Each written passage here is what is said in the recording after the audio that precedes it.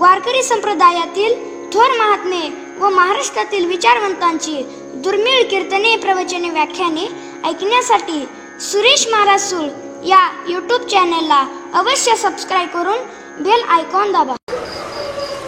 या जगामध्ये चांगल्या गोष्टीचा प्रचार होण्याकरता उशीर लागतो. विठ्ठला विठ्ठला अशा काही वरवरच्या गोष्टी जगात पसरायला वेळ लागत नाही, पण त्या लुप्त व्हायलाही वेळ लागत नाही. लुप्तही होत. त्याप्रमाणे छोटे मोठे पंथ आपापल्यापासूनच त्या पंथाचे संस्थापक असं जगालाही सांगतात. हा पंथ मागावून कुठून आला असं नाही, हा आमच्यापासूनच निर्माण झाला असं. आम्हीच संस्थापक आहोत. ठीक आहे, तुमच्यापासून निर्माण झाला, तुमच्या देखतच थांबे. विठ्ठल मला वाटतं या ग्रंथाची नावं तरी आपण ऐकूया. आजच्या ग्रंथ तर आम्ही लुप्तच केली, आपणच लुप्त केली. वारकरी संप्रदायातील माणूस ना माणूस या गोष्टीला जबाबदार आहे. विठ्ठला संप्रदायामध्ये जगण्यात आमचं आयुष्य चाललेलं आहे, पण संप्रदायाला जगविण्यामध्ये आम्ही असमर्थ ठरलेलो आहोत. विठ्ठला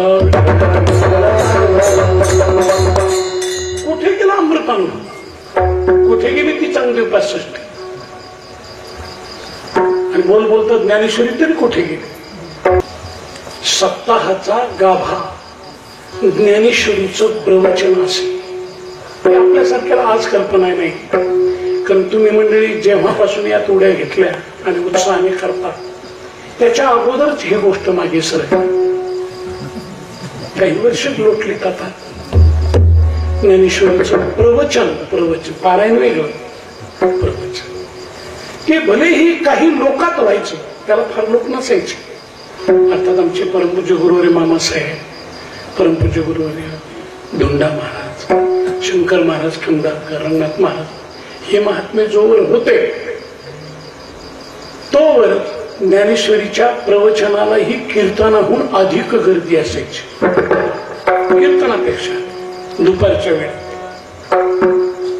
पण ओघात, काळाच्या ओघामध्ये आता तो सोहळाच प्रवचनाचा समाप्त झाला. पंत कृपा झाली, इमारत फळाली, ज्ञानदेवे रचला पाया, उभारिले देवालया,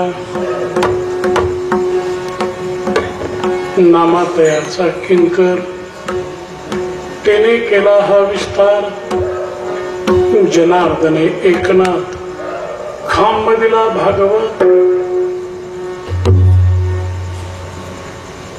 तुका झाला से कळस, भजन करा सावकाश, बहिणी म्हणे फडकती ध्वजा, बहिणी म्हणे फडकती ध्वजा, निरूपण के देव ओजा, संत कृपा झाली, इमारत फळा आली. विठ्ठल पायापासून कळसापर्यंत जायला ही किती वेळ लागतो हे आपल्याला अगोदरच गृहीत धरावं लागतं. उठलं की कळसापर्यंत गेला आणि जमलं की कळस बांधला असं नाही होत. एरवी कळस ठेवण्याला फारच कमी वेळ लागतो. एका दिवसाच काम येते कलशारोहण, पण कलशारोहण एका दिवसात आणि एका दिवसाच्या काही वेळ होत असलं तर ज्या मंदिराच्या शिखरावर तो कळस ठेवायचा ते मंदिर वर्षानुवर्ष चालत असत. वर्षानुवर्ष, अनेक वर्ष. बऱ्याच मंदिराचे तर भूमिपूजन होऊनच अनेक वर्ष जातात. भूमिपूजन याच्यात जे 5 अक्षर आहे, मला वाटतं तेवढे वर्ष जातात भूमिपूजन झाल्यावर सुद्धा. 5व्या वर्षापासून त्याच्या सुदैवाने सुरू झालं तर झालं, त्याच्या अधिक विचारात मी जात नाही. पण अनेक वर्ष जातात, ही गोष्ट खरी आहे. त्याचा पाया म्हणा, त्याचं बेसमेंट म्हणा, त्यानंतरचा गाभारा म्हणा, पुढे शिखर, पुढे कळस, फार वेळ लागतो. हे मंदिर उभारण्यातच एक मानसिक आनंद असतो. मला वाटतं मंदिराचं एक वेगळंच आहे. बांधून झाल्यानंतर कथा कीर्तन भजन पूजन दर्शनादिकाने ते आनंद देईल यात काही नवल नाही, पण बांधत असतानाच खऱ्या अर्थाने आनंद देत असतो, समाधान देत असत. मंदिर आणि ते बांधणारा हे दोघे सारखेच उंचीने जात असतात. विठ्ठला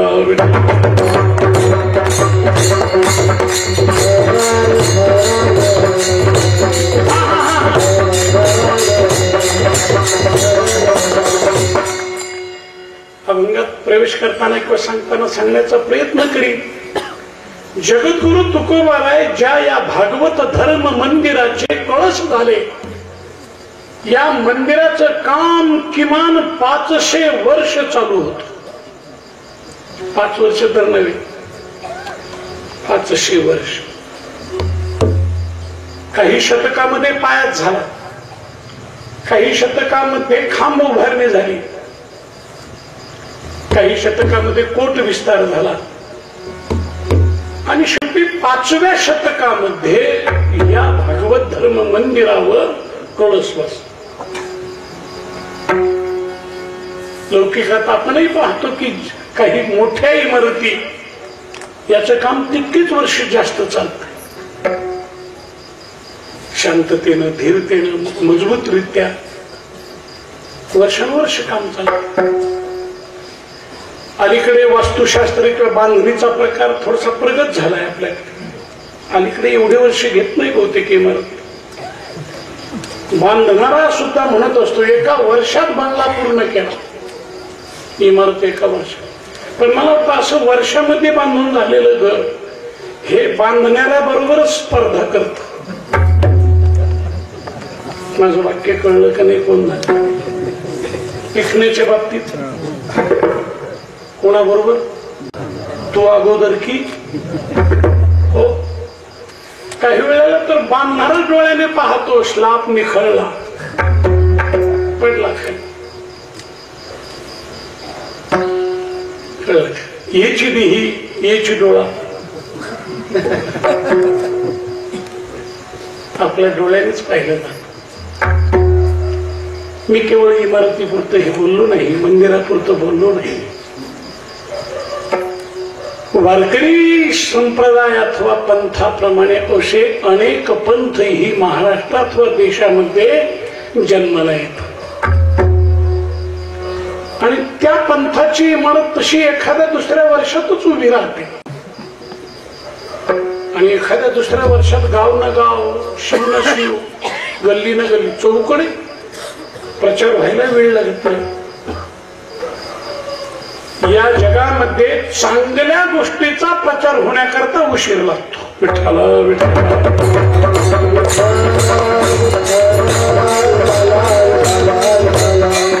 अन्य गोष्टीच्या बाबतीत तसं नाही, ते ताबडतोब ती हवा पसरते.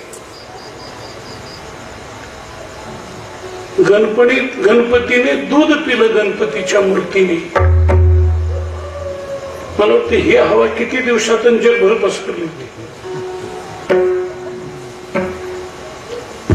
अशा काही वरवरच्या गोष्टी जगात पसरायला वेळ लागत नाही, पण त्या लुप्त व्हायलाही वेळ लागत नाही. लुप्तही होत.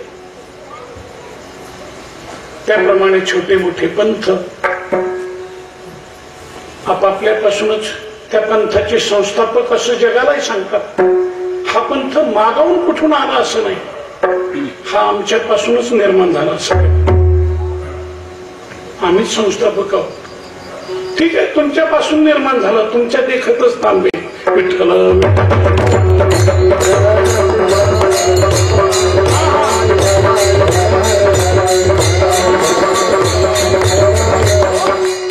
या भागवत धर्म मंदिराचा पाया ज्या ज्ञानराज माऊलींनी घेतला तो पाया घेण्याकरता जी जमीन घेतली ती जमीन ही आहे. वेदमार्गे मुनी गेले याचे मार्गे चाले.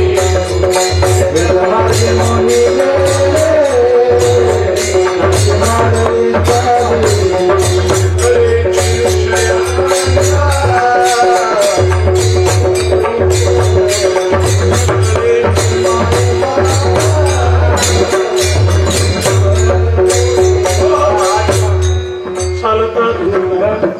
तरंगाकारी हर बोलो ज्ञानदेव निवृत्तीचा विसरलो. तर वेद मारे या जमिनीवर बांधलं गेलेलं हे मंदिर आहे. वाचा बोलू वेदनी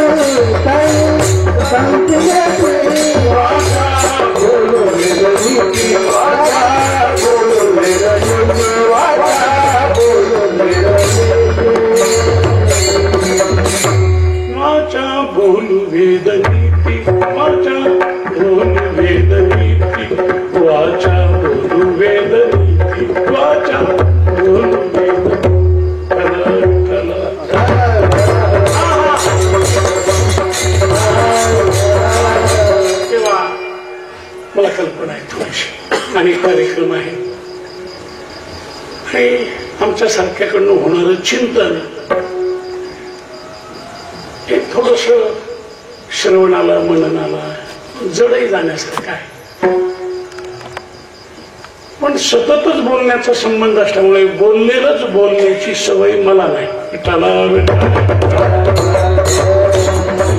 ते नवं शोधावं लागतं. मला जे नवीन चिंतन असतं ते माझं कीर्तन असतं. विठ्ठल जमिनीमध्ये भागवत धर्म मंदिर उभं केलं. जगद्गुरु तुकोबारायच्या कळस स्थानाला आपल्याला स्पर्श करायचा आहे. स्पर्श कसला त्या कळसाला नमस्कार करायचा आहे. विठ्ठल विठ्ठल. आणि म्हणून तो कळस त्याला वंदन करत असताना हे मंदिरच मुळात झालं कोणत्या भूमीमध्ये, कोणत्या जमिनीमध्ये. मंदिराला जमीन हवी, भूमी हवी, म्हणून तर भूमी पूजन असतं. तर वेद ही या भागवत धर्म मंदिराची भूमी आहे, जमीन आहे. 4 वेदावर उभारलेलं हे मंदिर आहे. त्या उपनिषद रूपी दगडाची ज्योती त्याला आपण म्हणतो. दगड, घडीव दगड, सिद्धांताचे दगड या पायाभरणीला टाकलेले आहे. म्हणजे थोडीशी गोष्ट त्याच्यामध्ये अशी, श्री संत बहिणाबाईच्या शब्दाचा अर्थही सांगितल्यासारखा होईल आणि त्याची एक आराखडा म्हणा आकृती आपल्या डोळ्यापुढे. या भागवत धर्म मंदिराचा जमीन आपल्याला सांगितली. या जमिनीत घेतलेला पाया, जमिनीत घेतलेला पाया हा ज्ञानेश्वर महाराजांची ज्ञानेश्वरी आहे, अमृत अनुभव आहे. आपण नित्य जो हरिपाठ म्हणतो तो हरिपाठ आहे. अजून एक 4था ग्रंथ आहे चांगदेव पासून. मला वाटतं या ग्रंथाची नावं तरी आपण ऐकूया. अर्चका ग्रंथ तर आम्ही लुप्तच केली, आपणच लुप्त केली. वारकरी संप्रदायातील माणूस ना माणूस या गोष्टीला जबाबदार आहे.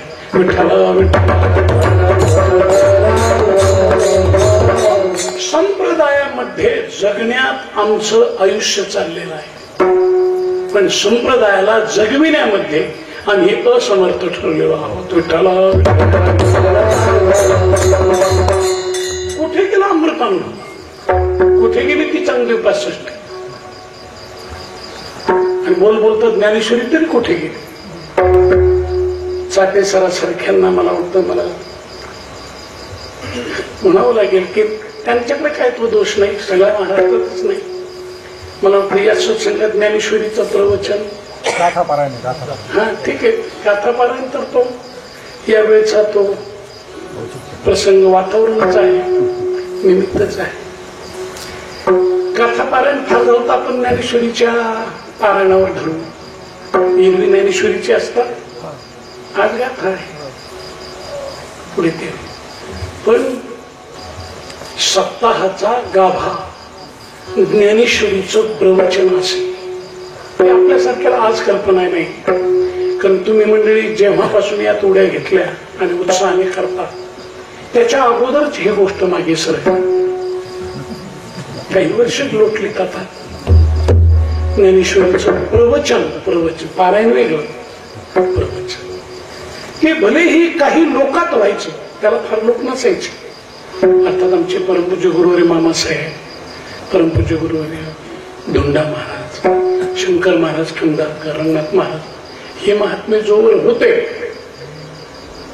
तोवर ज्ञानेश्वरीच्या प्रवचनाला ही कीर्तनाहून अधिक गर्दी असायची, कीर्तनापेक्षा दुपारच्या वेळेत.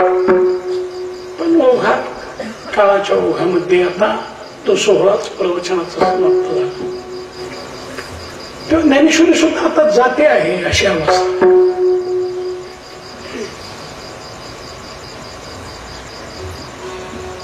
म्हणून माऊलींचे हे वाङ्मय हा पाया आहे, हा पाया आहे. त्याच वेळेला श्री संत नामदेव महाराजांनी त्याला फार मोठा कोट घालून ठेवला. अलीकडे कोट असण्याची कल्पना लवकर उचल, कारण शहराधिकामध्ये बंगला होत असताना पहिला बंगल्याचा कंपाऊंड वॉल म्हणतो आपण, कंपाऊंड केलं जात. पुन्हा कंपाऊंडच्या आत कोणी येऊ नये, बंगल्यात तर कोणी शिरूच नाही. 5 बोटांनी भीक देण्याकरता भिकारी सुद्धा दरवाजा समोर येऊ नये असा बंदोबस्त. विठ्ठला विठ्ठला.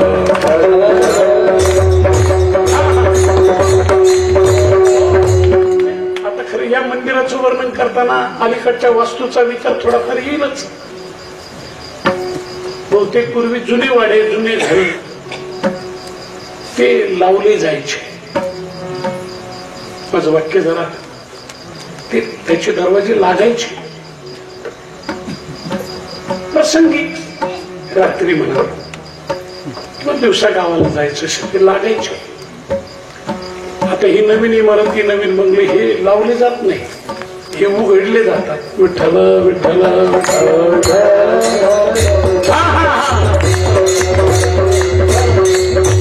लावणं याचा अर्थ तुमच्या लक्षात आला असेल. एरवी उघडेच पण प्रसंगी लावायचे. आता बंगल्याचं वेगळं आहे, एरवी बंदच प्रसंगी उघडायचे. संत कृपा झाली, इमारत फळाली, ज्ञानदेवे रचिला पाया, उभारले देवालय.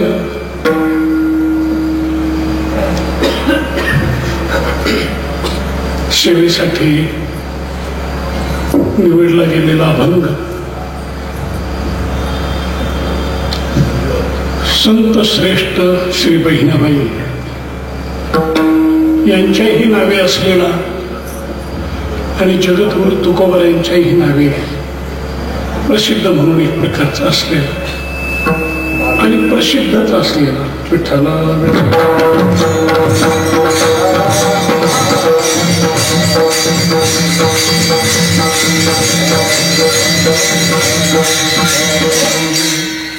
इमारतीच्या पूर्णत्वाचा समारंभ आहे. आणि म्हणून त्या दृष्टीनं ज्या अभंगात इमारत हा शब्दच आलेला आहे त्या अभंगावरचं चिंतन करणं उचित अशा रीतीचं आहे. योगायोग की अगोदरच्या सर्व कीर्तनातून माझ्याकरता हा अभंग वाचला. विठ्ठला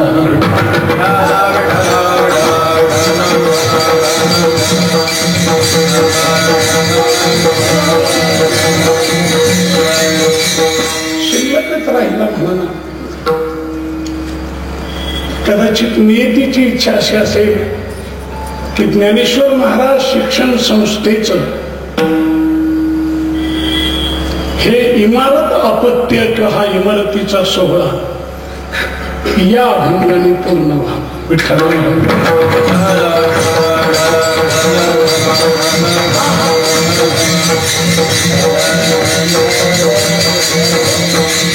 या बहिणाबाईंच्या अक्षरांचं काहीसं चिंतन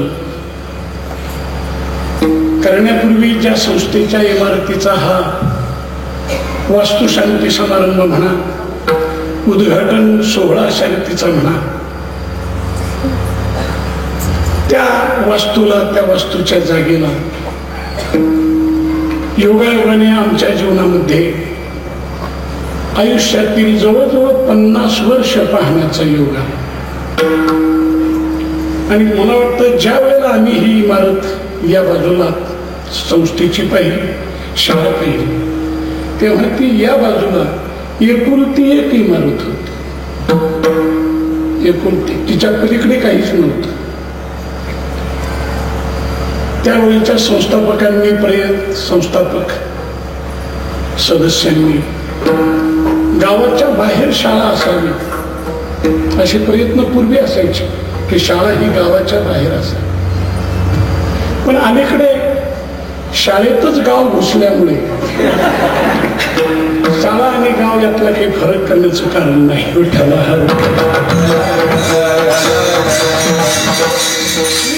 केवळ विस्तार आणि क्षेत्र या नात्याने ही गोष्ट बोललो नाही, एवढ्याने बोललो नाही. आता शाळेमध्ये गाव घुसला याचा अर्थ गावातली लोक त्या शाळेमध्ये असतात, नियोजन करतात, संयोजन करतात. अगदी अतिउच्च ध्येयाने ती संस्था चालवत असले संस्थेचं आणि शिक्षणाचं पावित्र्य सांभाळून तर त्यांना त्रिवाद धन्यवाद दिले पाहिजे. पण त्या शाळेमध्ये सुद्धा गाव घुसलं, गाव गेलाय, गाव गुंडी आली,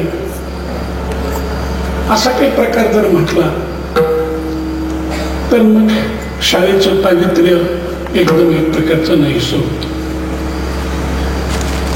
आणि मला असं वाटतं की या ज्ञानेश्वर संस्थांचं हे पावित्र्य अलंकापुरी पुण्यभूमी पवित्र, मुळातच पवित्र क्षेत्रामध्येच, पवित्र क्षेत्रामध्ये. आणि हे क्षेत्र पावित्र्य केवळ आळंदीच्या गावापुरतं नाही, तर मला वाटतं समग्र पुणे शहर सुद्धा या पावित्र्यातच आहे. माझा असा पक्का अंदाज आहे की मी जो आता प्रसिद्ध श्लोक म्हटलो, अलंकापुरी पुण्यभूमी पवित्र, यातल्या पुण्य शब्दामुळेच पुणे शहराचं पुणे हे नाव आहे. पुणे हे ते नाव आहे. आणि पुणे शहर किंवा हा पुण्यभूमीचा जो परिसर आहे त्या परिसरामध्येच ज्ञानराज माऊलींनी समाधी वगैरे घेतली. त्या अगोदर शिवपीठ हे जुनाट पूर्वी येथे होते. अगोदर पुण्यभूमी, आणि पुण्यभूमीमध्ये पवित्र नाही ज्ञानेन सदृशम पवित्र इह विद्यते, ज्ञानासारखी पवित्र वस्तू या जगतात दुसरी नाही.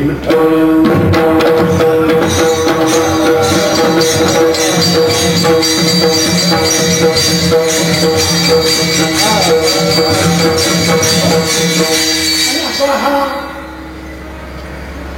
पवित्र क्षेत्रामध्ये पवित्र ज्ञानाचा प्रसार करणारी ही संस्था कोट्यावधीची इमारत पूर्णत्वाला नेली आहे.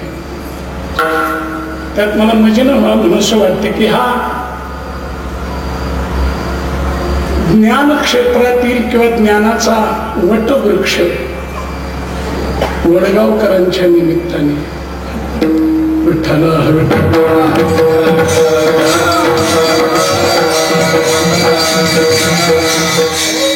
मोठा विस्तीर्ण झाला. आणि आताच्या दृष्टीने जर बोलायचं तर ह्या वटवृक्षाच्या बाबतीत आणि वडगावकर कुटुंबियाच्या या संस्थेच्या नात्याच्या बाबतीत हा सोहळा वडगावकरांच्या वटवृक्षाचा बुंध्याचा नाही, हा वटवृक्षाचा फांद्याचा नाही, तर वटवृक्षाच्या पारुंब्याचा हा उत्सव. विठ्ठला पारुंब्यानेही वाढलेला वटवृक्ष. मला त्याचा अर्थ कदाचित तुम्हालाही सांगावा लागेल. श्रीयुत तारुशेठ किंवा ताराशेठ वडगावकर, तारुशेठ वडगावकर या शिक्षण संस्थेचा बुंदा होता. कबीर घराणं या शिक्षण संस्थेचं मूळ होत. श्री सुरेश शेठ वडगावकर ही या वटवृक्षाची फांदी आहे आणि आता अजित वडगावकर ही या वटवृक्षाची पारंबी आहे.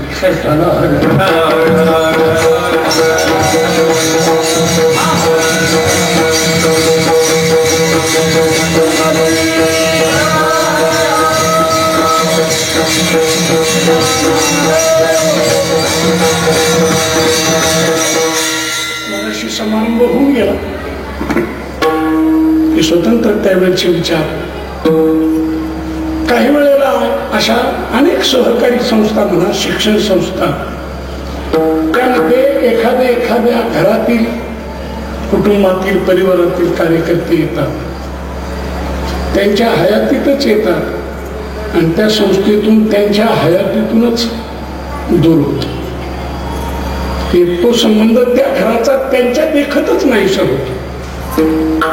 काही काही तर असे मातब्बर कार्यकर्ते असतात, ते संस्थेसह नाहीसं करून टाकतात.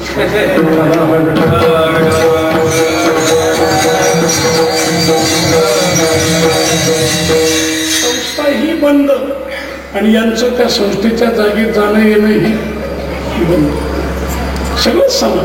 मला मुद्दा बोलायचा, 3 पिढ्यापर्यंत एखादी संस्था सांभाळणं सामान्य काम नव्हे. विठ्ठला विठ्ठला.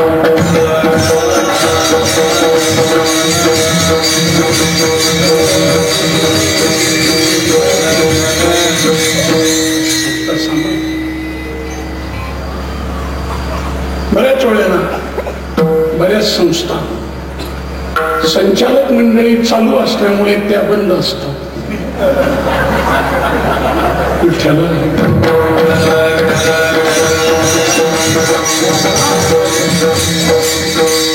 चालू संस्था संचालकांची बंद संस्था, बंद संस्था. आणि त्याच्या उलट धनाने, मानाने, स्थानाने, स्वतःच्या मुखाने बंद असलेले संचालक संस्था चालू ठेवत असतात.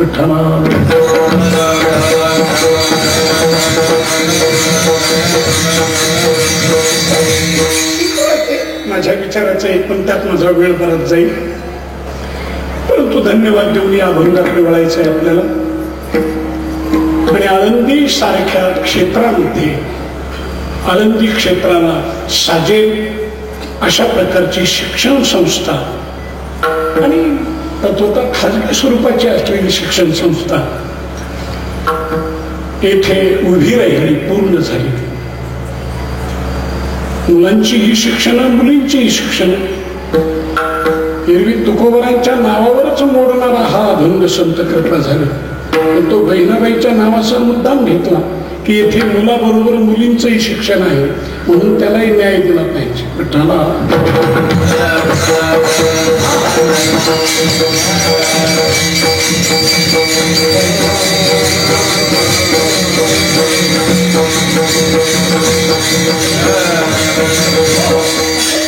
तेव्हा तिकडे परमपूज्य जोग महाराज यांची वारकरी शिक्षण संस्था,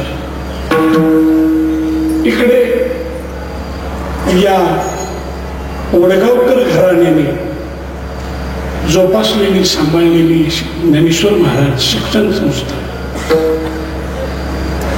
ही बऱ्याच काळातील या क्षेत्रांची वैशिष्ट्ये राहिली. विठ्ठला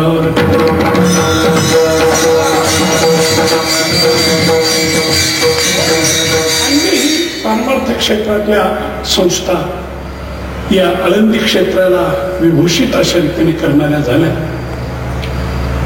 तेव्हा एक लौकिक शिक्षण देणारी ही संस्था आध्यात्मिक अथवा अलौकिक जीवनाकडे नेणाऱ्या अन्य संस्था या सर्व संस्थांनी संत श्रेष्ठ ज्ञानराज माऊलींचा ज्ञानाचा महामंत्र आवाज सुबोध करण्याचा प्रयत्न केला. विठ्ठला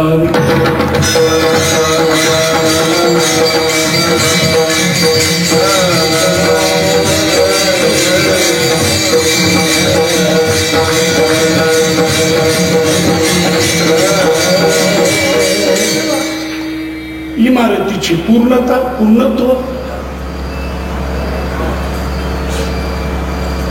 जीवनामध्ये असं एक प्रकारचं पूर्णत्व लाभणं. लौकिकामध्ये आपण इमारत अथवा अन्य या गोष्टी बनला असेल घरदार याला जड वस्तू असं होतो. मग जड वस्तूमध्ये पूर्णत्व आणि अपूर्णत्व कुठलं? वेदांत चिंतनामध्ये कोणताही विषय समोर आला की विषयाच्या जोडीला विषय असतो. विषय याचा अर्थ संशय. विठ्ठला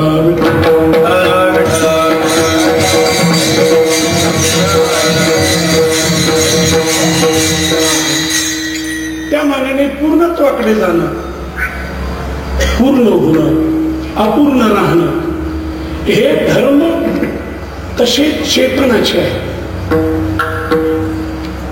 जड अशी वस्तू पूर्ण होते का हा संशय आहे. इमारत पूर्णता हा विषय आहे. विठ्ठला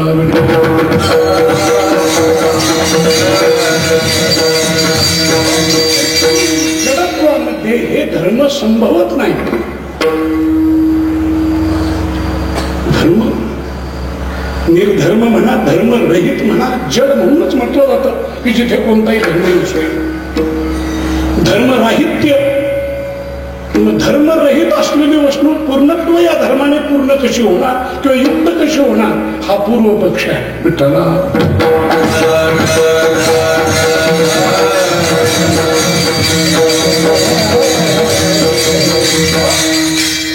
आणि वेदांत सिद्धांताप्रमाणे जड वस्तू या जगात नाहीच आहे. ते सर्व चेतन आहे. हा या पूर्व पक्षाचा सिद्धांत पक्ष नाम उत्तर पक्ष. विठ्ठला जडत्वाला जागाच नाही. जडत्वाला जागा नाही. दुसऱ्या शब्दाप्रमाणे पुन्हा दुःख, त्या दुःखालाही या जगात जागा नाही, जीवनात जागा नाही. आणि असद्रुपतेलाही किंवा अज्ञानाला देखील जागा नाही. आपल्या ध्यानी आलं असेल की मी सदचिद आणि आनंद यातील जडत्व सापेक्ष धर्म चिद आहे, असतच्या सापेक्ष सत आहे, दुःखाच्या सापेक्ष आनंद शर्तीचा आहे. परंतु आपण जडापुरतं चिंतन करूया की या जगात जड वस्तू पूर्ण कशी झाली. जडामध्ये चेतन वस्तू असेल तर ती पूर्णत्वाला जाऊ शकते. एखादा मनुष्य आहे, जीवन जगणारा आहे, एक काल तो अपूर्ण जीवन जगतो, एक काल परिपूर्ण तो एक प्रकारचा होतो. राजकीय क्षेत्रात उतरला तर लवकरात लवकर पूर्ण होतो. कितीही अपूर्ण असला तरी विठ्ठला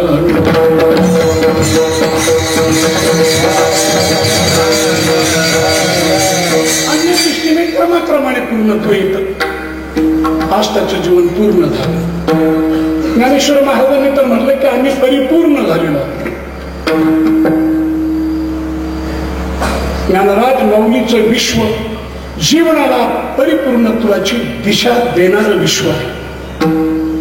पूर्ण जीवन वेगळे. अध्यात्म क्षेत्र पूर्णत्वाचं आहे. तर संतांचं परमार्थ क्षेत्र हे परिपूर्णत्वाचं आहे. विठ्ठला मागीलची जी क्षेत्र असतील ती अपूर्ण आहे, अगदी अपूर्ण शरीर. पण मनुष्य जीवन भौतिक दृष्ट्या आध्यात्मिक दृष्ट्या कोणत्याही दृष्टीनं त्याला पूर्णत्वाकडे दिलं जातं.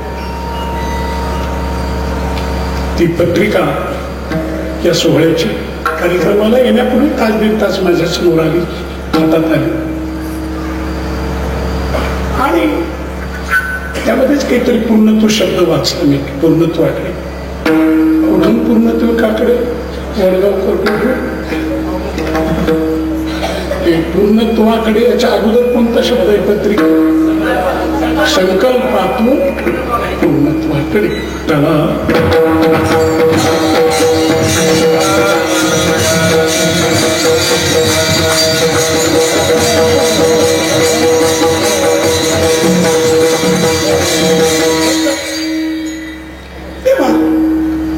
इमारतीचं परिपूर्णत्व हे या चिंतनाचं अधिकरण आहे, मुख्य विषय आहे. आणि विषय म्हटला की त्याला संशय येतो, संशय म्हटला की त्यात पूर्वपक्ष येतो, पुढे त्याचा उत्तर पक्ष येतो आणि तेथून पुढे पुढची वाटचाल संगतीकडे होते. विठ्ठला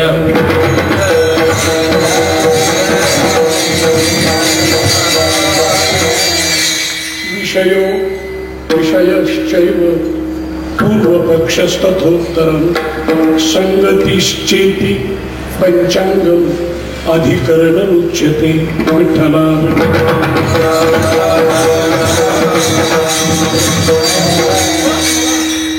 अभंगाकडे यायचं आहे, पण प्रास्ताविक दृष्टीने इमारत पूर्णत्वाकडे, इमारत पूर्णत्वाकडे जाते. मग अशी मी बोलून की जड वस्तू आहे ती पूर्णत्वाकडे जाते कशी?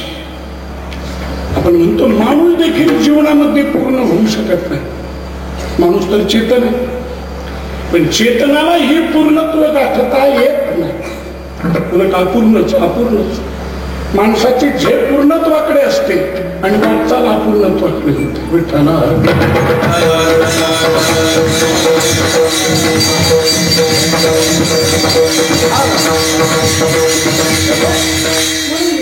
जेथे चेतन पूर्ण होत नाही तिथे अचेतन अथवा जड असलेली इमारत पूर्ण झाली कशी? मग त्याचं उत्तर मी तसं देऊन गेलो की हा पूर्वपक्ष हा कल्पित असतो, अपूर्ण असतो, अज्ञानात असतो. मुळात जड पूर्ण होत नाही ही गोष्ट खरी आहे, पण जगात जड असेल तर ना, जीवनात जड असेल तर जड नाही.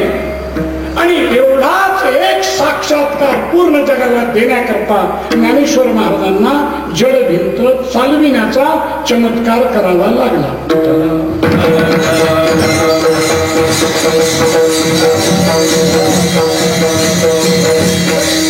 केवळ तेवढं तो सिद्धांत द्यायचा. नेहमीच बोलत आलो आपण की ज्ञानेश्वर महाराजांची ज्ञानेश्वरी अमृतानुभव चांगदेव 65 आदी ग्रंथ हे सिद्धांत आहे, तर भिंत चालवणं, रेडा बोलवणं आदी गोष्टी त्या सिद्धांताचे प्रयोग आहेत. जड वस्तूच नाही जग. घराला वस्तूला आम्ही जड म्हटलो.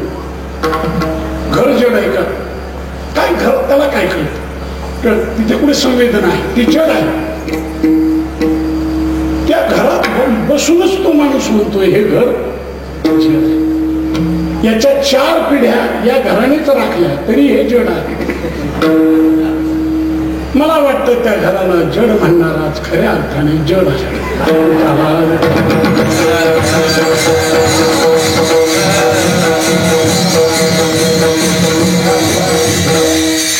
पिढ्या असंख्य जीवांना ऊन, वारा, पाणी, पावसापासून रक्षण करणाऱ्या त्या भिंती आहे, रक्षण करणारं ते घर आहे. सगळी माणसं त्यात वाचली, राहिली, थांबली, जगली. पिढ्या सगळ्या कशात जगल्या? घरात. कोणी जगवल्या?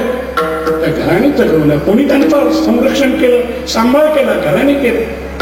आणि तरी त्या घराला आपण जड म्हणण्याचा प्रयत्न. जड नाही. कोणतीच वस्तू जड नाही. जड म्हणून ज्यांना आम्ही शिक्का लावलेला आहे ती वस्तू देखील जड नाही.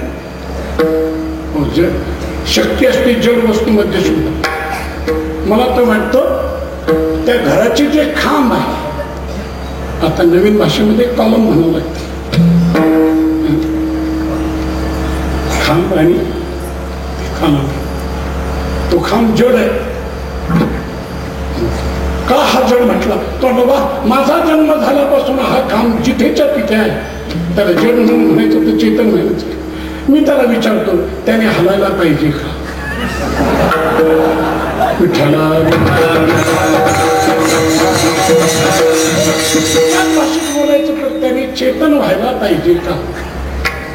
तो खांब चेतन झाला तरी हे जड म्हणायलाही शिल्लक राहणार नाही.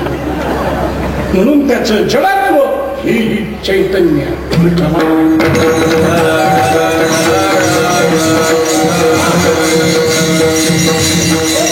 मला वाटतं या इमारतीचं चैतन्यत्व मी येथे सांगू शकेल आपल्याला की जड इमारत पूर्ण झाली असेल तर एवढ्या चेतन समुदायाचा मेळावा इथे गोळा केला कोणी? विठ्ठला.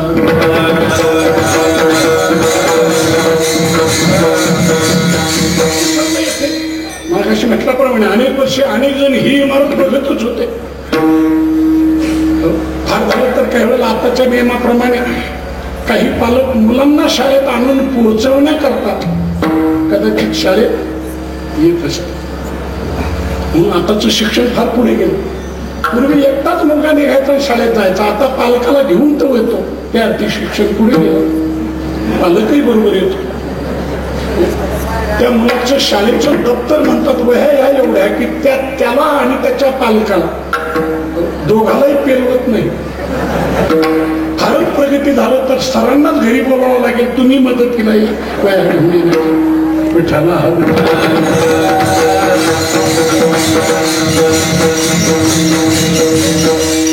जडत्व, जडत्व शब्द मला निवारण करायचं आहे.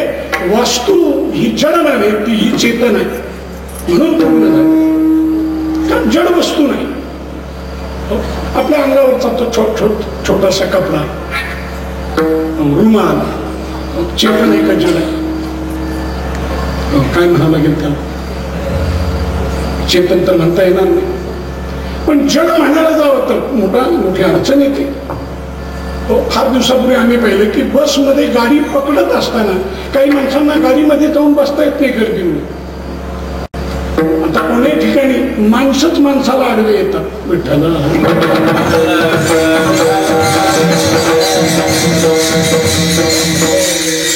गाडीचा दरवाजा असतो, गाडी लागलेली असते, येऊन उभी असते, तरी गाडीत माणूस शिरू शकत नाही. कारण चढणाऱ्या शिरणाऱ्या माणसांनीच ते दार बंद केलेलं असतं. आम्ही चढत नाही, तुम्ही चढू नका. प्रगतीची लक्षण.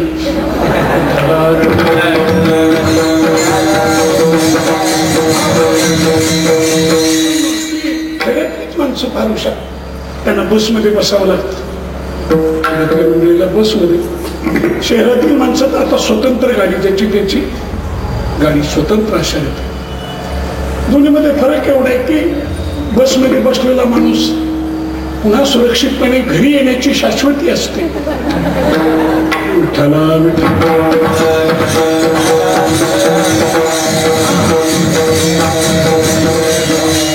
बुद्धिमान माणसं, आपल्याला चढता येत नाही ना, मग जवळ असलेला एखादा साधा रुमाल तो कुठेतरी बाहेरच्याच खिडकीतून कुठे त्या शीटवर टाकून देतो. परिणाम असा होतो की त्या शीटवर दुसरा माणूस बसत नाही. मग या माणसाची जागा धरली कोणी? चेतनाची जडाने जागा धरली का जडाची चेतनाने धरली? कोण जड आणि कोण चेतन?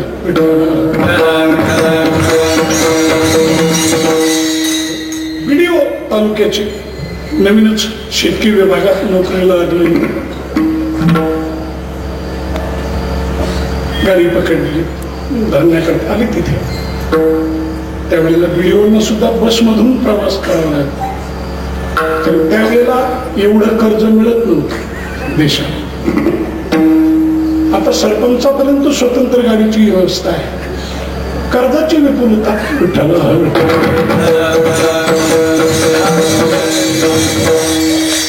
विचार केला बसून आणि ज्या गावाला त्यांची योजना होती त्या गावाच्या स्टाफ जवळ ते उतरले. पण उतरण्यापूर्वी बसतानाच असा प्रसंग आला की त्या व्हिडिओना गाडीत चढता आलं पण बसता येईल. मग त्या ज्या गावातला मनुष्य होता तो गाडीत बसला, तो पाठीमागे आणि साहेब उभे आहे त्याला दिसलं गाडीमध्ये पुढे. त्यांच्या शेजारी मनुष्य दिसेना त्याला बसलेल्या माणसाला. कोणला साहेब तिथे बसा तिथे बसा. साहेब खाली बघू पण बसायला तयार नाही, बसत नव्हतं. म्हणलं साहेब बसा ना. हा फारच वेळा म्हणू लागला. साहेब नाही होत म्हटलं अरे तिथे रुमाल आहे. म्हणजे एवढा मोठा तालुक्याचा व्हिडिओ कुणी अडवला सांगा तुम्हाला. तो रुमाल धुतलेला सुद्धा नव्हता.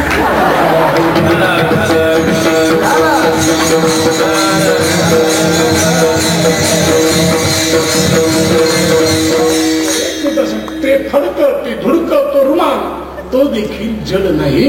इमारत कुठली आणि म्हणून जड नसल्यामुळे पूर्णत्वाचा अधिकार इमारतींना आहे. विठ्ठला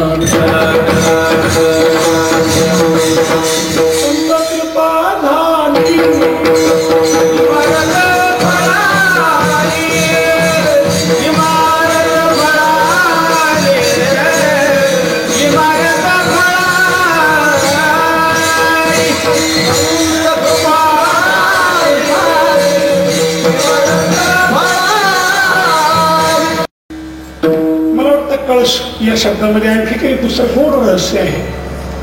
पंढरपूरच्या वारीमध्ये बहुतेकांना हा अनुभव येतो की आता थेट पददर्शनापर्यंत जाण्याची सोय नाही. मग ती गरज आपण मुखदर्शनावर भागवतो. पण आता मुखदर्शनाकडे जाणं ही कठीण आहे. मग तीच गोष्ट आता कळस दर्शनाने भाग. तुका म्हणे मोक्ष देखील्या नाश म्हणून मला वाटतं बहिणा असं सांगावं असं वाटत असावं की आता देवाचे पाय देवाचं स्वरूप त्याचं दर्शन हे फार अवघडच आहे. अति संख्येनेही अवघड आहे, अधिकाराने अवघड आहे. यापेक्षा देव पाहायला जाण्यापेक्षा त्याच्या मागेच आणि दुरूनच दिसणारा कळस तिथेच थांबा. फक्त कळस पहा. तुकाराम तुकाराम तुकाराम तुकाराम तुकाराम तुकाराम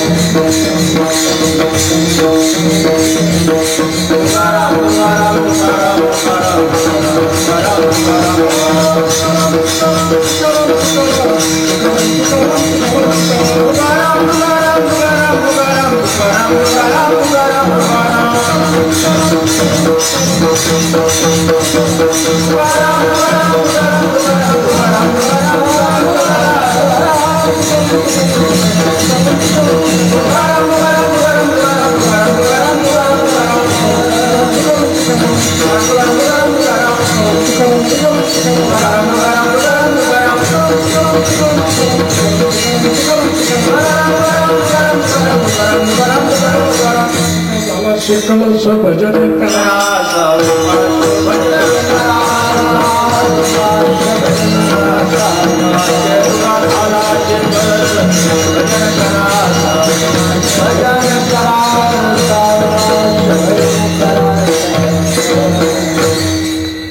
आणखी कळसाचं काम झालं. कळसापर्यंत काही प्रासादिक काम नाही. आता मंदिराचं काम राहिलं नाही पण एवढ्यानेही काम भागत नाही. कळसावरही एक पताका फडकावी लागते. पताका फडकावी लागते. आणि म्हणूनच या भागवत धर्म मंदिरावर फडकणारी ध्वजा फडकणारी पताका म्हणून श्री संत बहिणाबाई यांचं एक प्रकारचं स्थान आहे.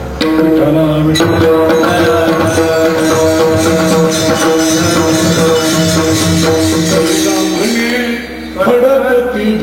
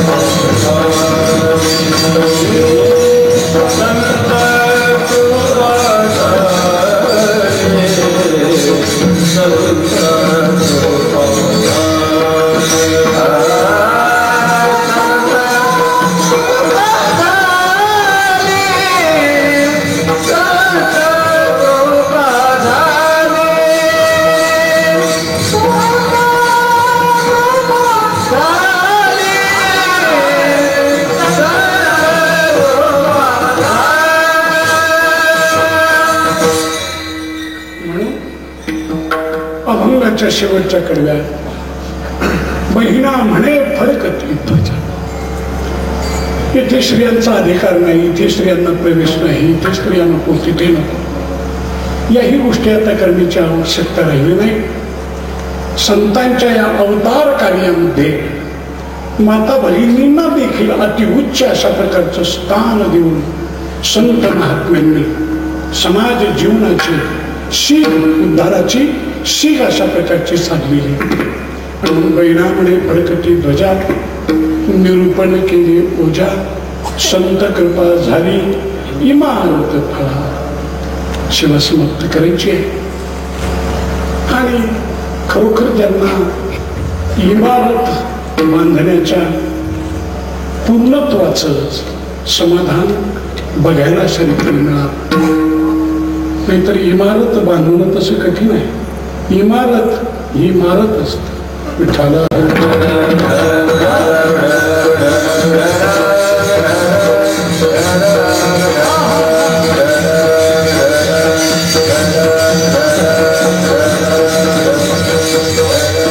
आणि इमारत बांधत असताना मरत मरत मरत तिचं पूर्णत्व पाहायला जिवंत राहावं. नवे नवे बांधणारा राहील की जाईल हा प्रश्न नाही, तिचं पूर्णत्व की हेच त्याचे जिवंतपण आहे. विठ्ठला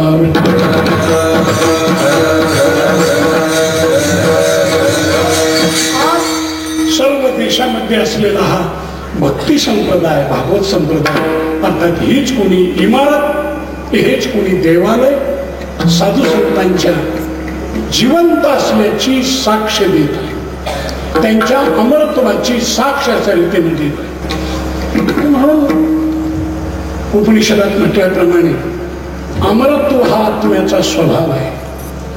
आणि म्हणून आपल्या जीवनात असलेलं अमर आत्म्याचं अस्तित्व हे कोणत्या तरी रीतीनं बाहेर पडण्याचा प्रयत्न करतं, आपलं अमरत्व प्रगट करण्याचा प्रयत्न करतं. आणि हा प्रयत्न इमारत बांधण्यापासून होतो. इमारत बांधणाऱ्याला हे नक्की माहिती आहे की हिचा उपभोग मी घेऊ शकणार.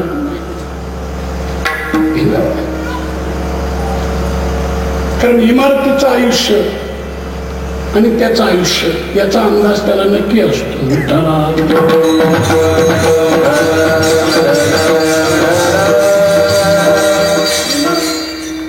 कित्येक वर्ष जगणारी राहणारी. आता अलीकडची काही बांधकामं सोडा, ते मालकाबरोबर स्पर्धा करतात. पिठाला हवी तू अगोदर का मी अगोदर. वास्तू शांतीच्या अगोदरच शांत झालेल्या इमारती भरपूर आहे. ते कंत्राट कोणी दिलं होतं आणि घेतलं होतं याच्यावर अवलंबून आहे. विठ्ठला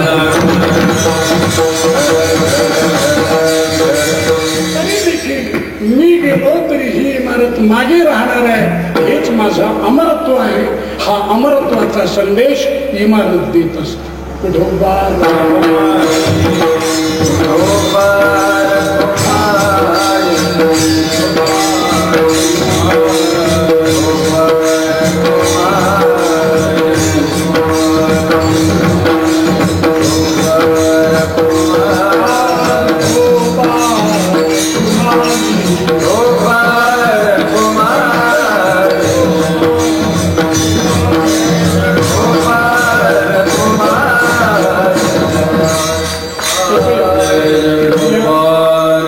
इमारती बरोबरच बोलायला हरकत नाही.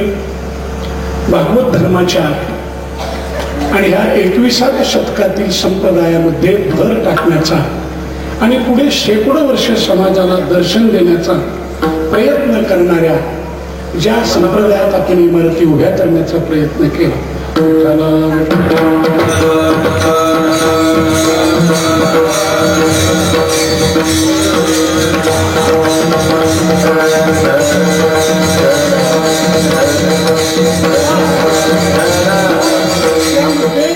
भागवत धर्माच्या वारकरी संप्रदायाच्या इतिहासात भर टाकणाऱ्या इमारती दौलताबाद क्षेत्रातील जनार्दन स्वामी दत्तात्रय एकनाथ स्मारक मंदिर, आता नुकतंच पूर्णत्वाकडे वाटचाल करणार पंढरपूर क्षेत्रातील सहस्त्रनाम मातृपितृ सेवा मंदिर, श्री क्षेत्र त्र्यंबकेश्वरी नुकतंच सुरुवात झालेलं संत धाम नावाचं मंदिर, या इमारतीकडे सर्व समाजाने यथाशक्य लक्ष ठेवण्याचा प्रयत्न करा. ज्ञानेश्वर